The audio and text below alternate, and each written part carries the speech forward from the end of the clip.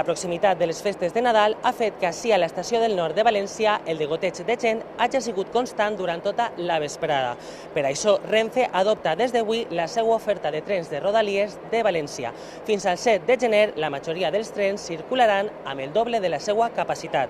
Fins a 260 unitats se sumen al servei per a que totes les persones puguen tornar a casa per Nadal. És moment de fer una ullada a les carreteres. A les 3 de la vesprada ha començat l'operació especial de Cap d'Any. La DGT preveu a tot Espanya 4,5 milions de desplaçaments de llarg recorregut. Un de cada 5 seran així, a la Comunitat Valenciana. Juanjo García.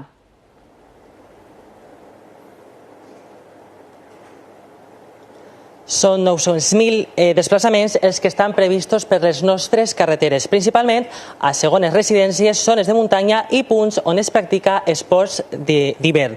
Per a fer una circulació més lleugera, la DGT preveu habilitar carrils addicionals, reversibles i reforçar la vigilància.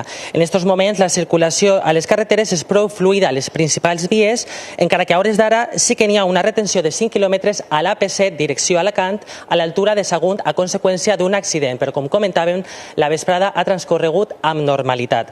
Els recordem que aquesta operació especial de trànsit va començar el divendres passat i es mantindrà fins al 7 de gener a les 12 de la nit. Cal recordar també que aquest cap de setmana de Nadal es van produir 11 accidents mortals, per tant, des d'ací demanen molta precaució al volant durant estos dies. El que no hi ha dubte és que esta serà una nit molt llarga i de treball molt dur per a ses majestats. I per això tenen repartit per tot el territori ajudants que els ajuden amb les compres d'última hora. Juanjo García ha estat polsant l'ambient al centre de la ciutat de València. La gran majoria de botigues i establiments reforcen el servei divendres 5 de gener, cosa que els va molt bé als patges per adquirir els últims regals de Nadal. La majoria de grans centres comercials de València avui estaran oberts fins a les 10 de la nit.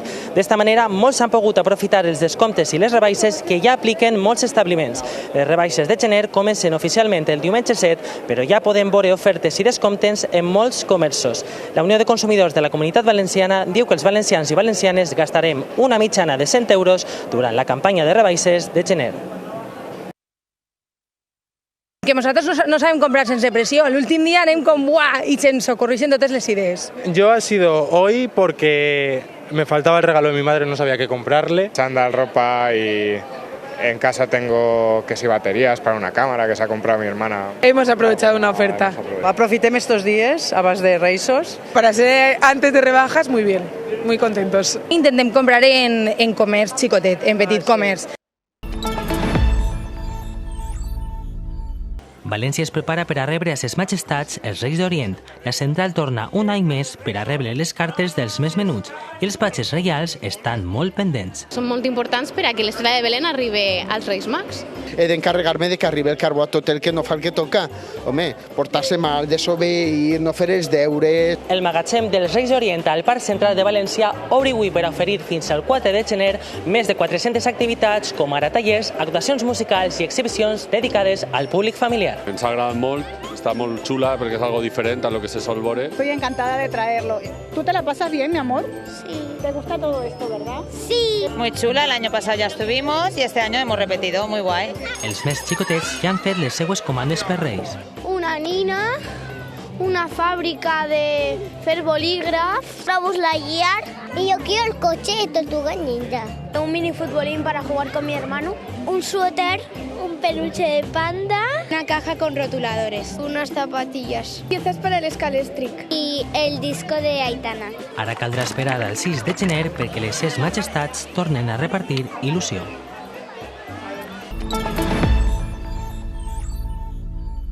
Fa més de 30 anys que Leandre gira pel món amb el seu humor inspirat en el cinema mut i l'absurd. Ara arriba al Teatre Principal de València amb N'importe quoi.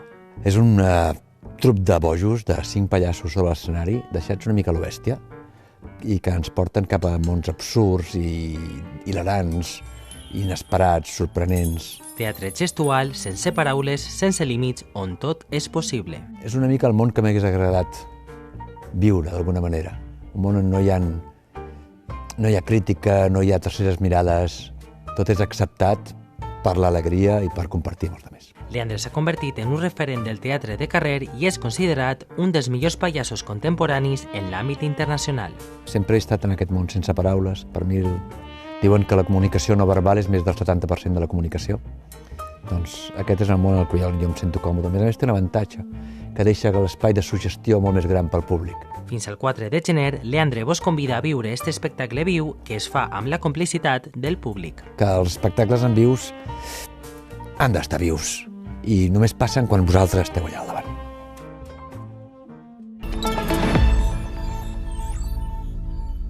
El repunt de casos de Covid al nostre territori ha fet que es dispare la venda de test d'antígens a les farmàcies. De fet, s'ha multiplicat per 6 respecte a les dades de finals de juny. Juanjo García. La venda en farmàcies de test d'antígens s'ha multiplicat per 6 en l'última setmana d'agost si ho comparem amb les dades de finals de juny. En el cas de la Comunitat Valenciana s'han venut 84.000 tests, un 915% més. I és que la incidència de la Covid ha pujat un 21% en la Comunitat Valenciana en l'última setmana. Encara que l'escalada de casos no està provocant infeccions greus, ha obligat diversos hospitals a implementar l'ús de la mascareta com a mesura preventiva. Ho anota moltíssim, en juliol ja va augmentar, però ara en aquests moments estem a 6 vegades més de dispensació de test de lo que farem en juny. En agost ha hagut un repunt que s'ha multiplicat per 6. Normalment la gent ja no s'emporta un test només, perquè com està així tota la família, s'enduen per a tota la família, clar, per si li és positiu a algú, saber qui més està contagiat. Tot Bunyol anhelava la tomatina, que ha tenyit de roig els carrers del poble i també els milers de persones que hi han participat. Molt bé la festa, la veritat. La mejor fiesta del mundo. I després de la festa toca la neteja. Els veïns i veïnes de Bunyol fan la tasca titànica de netejar els carrers i façanes del poble dels més de 150 quilos de tomaca que s'han utilitzat en la tomatina. Con ayuda del ayuntamiento, ¿vale? Lo que es la comisión de ellos, los trabajadores, y nosotros como pueblo, vecinos, ayudar. Y tenemos nosotros que recoger los soldos, tenemos que colaborarnos entre todos. El ayuntamiento pone una bomba con varias mangueras y los vecinos ayudan a limpiar el suelo y las zonas. Muy bien, oye, ha sido bastante rápido. Sempre després de baix dels soldos queda una miqueta de tomaca que la granera y el mocho y todo eso acaben netejant. La verdad que agradecería ya a todo el vecindario porque la verdad es que salen a la calle, cogen escobas, mangueras, se ponen a limpiar. O sea, entre la brigada y el vecindario se hace enseguida, la verdad. Ho donem tot este dia prequíssim a la festa i després hem de netejar, però una vegada a l'any, doncs bé. I així Bunyol torna a la normalitat fins a la tomatina de 2024.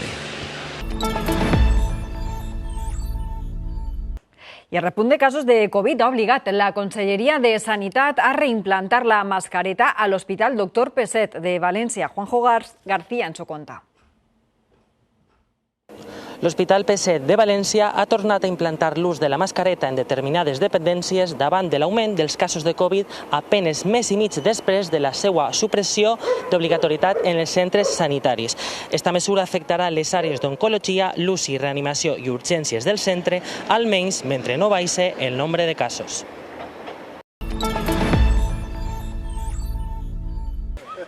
El cinema d'estiu ha omplit durant els caps de setmana molts municipis valencians. I alguns d'estos en enclavaments realment curiosos. Els convidem a fer ara un recorregut per alguns d'estos cines, com el cinema d'estiu de Serra, amb més de mig segle de projeccions. Una d'Indiana Jones per a estrenar el cinema d'estiu a Serra. Avui la pantalla penja del que va ser el trinquet del poble fa més de mig segle.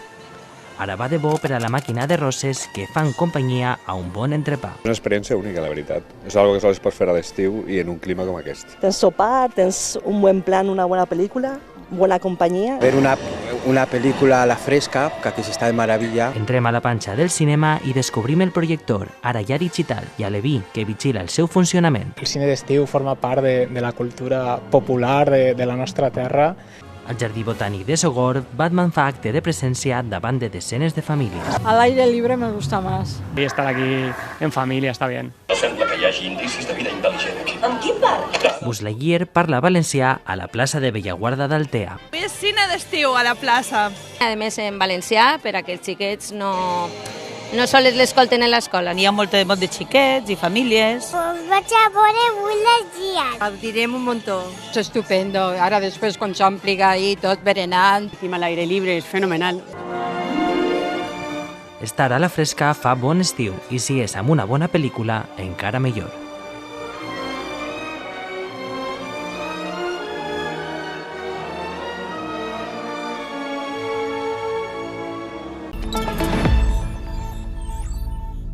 I ara escoltem la història de Mago, un curtmetratge que posa en valor els pioners de l'animació valenciana dels anys 40. I ho fa exaltant un dels primers prototips de cinematògrafs d'ús domèstic creat a Alacant, i es diu així, el projector Mago.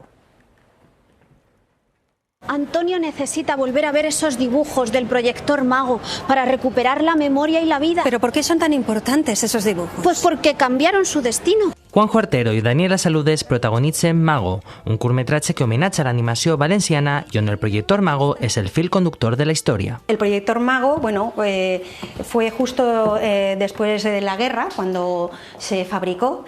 Y el corto va sobre eso, tiene ese hilo conductor. Es muy importante el proyector para la historia. La cinta es va proyectar esta semana en el Festival de Cinema d'Elx. Ahora mismo hemos estado seleccionados en la sección oficial del Festival de Cine de Alicante y en el Festival de Cine de Elche.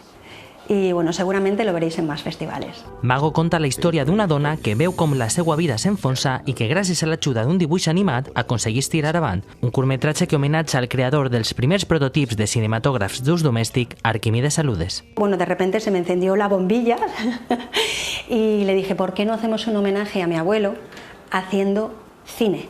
Recuperar la il·lusió és l'eix central d'este curtmetratge que continua el seu recorregut per festivals.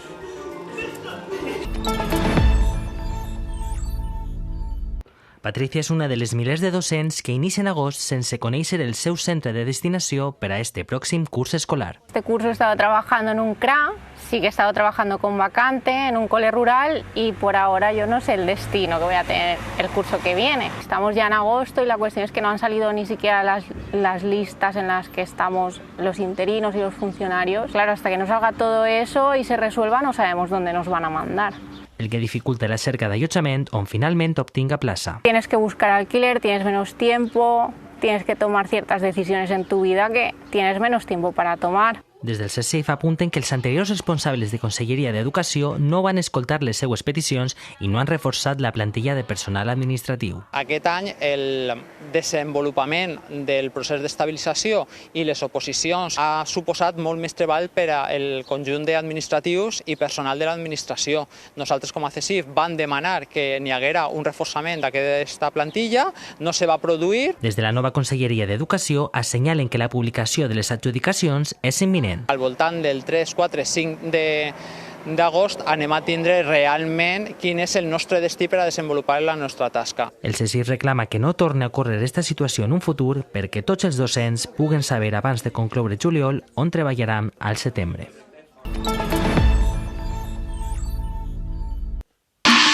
David Merseguer, Jesús Fenollosa i Carles Salvador formen el Shark, un grup de percussió nascut a Rafelbunyol. Sentíem que teníem la necessitat de crear el nostre propi projecte. Poder treballar repertori original de percussió, obres noves. La formació ha trobat el seu lloc en el panorama musical gràcies a l'experimentació de nous timbres i amb l'adaptació d'estils tan diversos com el rock, els ritmes africans, el minimalisme o la música tradicional valenciana. Improvisació jazz, hem fet coses de flamenc, molt de minimalisme, música contemporània. Crec que és un poc més diferent i en una perspectiva un poc nova que ve canviant un poc dels grups que venien anteriorment. Demà divendres celebraran 10 anys de vida amb un recorregut musical per tota la seva trajectòria. Grans obres de grans autors per a percussió del segle XX. Les nostres pròpies creacions. Les peces més representatives també que hem fet durant aquests 10 anys. I per al 2024, què demanen? Al 2024 li demanem molts concerts. En la mateixa ganes de tocar i salut, ho tindríem perfecte. Una dècada de música que demà culminarà al seu poble, on de ben segur se sentiran com a casa.